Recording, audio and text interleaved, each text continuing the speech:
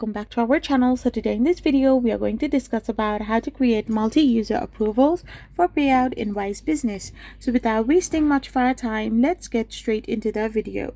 So for this, you need to get logged in into your Wise. So on the web, simply get logged in or signed up into your Wise account.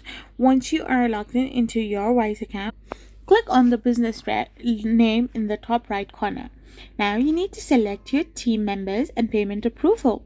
You can select add team member and enter the email address of the person you want to add. Once you have done this, you can simply select the permission you want them to have, ensuring you grant permission to set up or make payment via transfer to enable payment approval settings. Now follow the prompts to review and confirm their permissions. So this way you can simply do this. You can simply then add set up payment approvals by going to the team page, selecting the payment approvals, finding the team members you want to set up, choose the number of people required to approve their transfers, and select the confirm button. So I hope you found this video helpful. So don't forget to hit that subscribe button and to give us a thumbs up. We will be back again with more informative videos.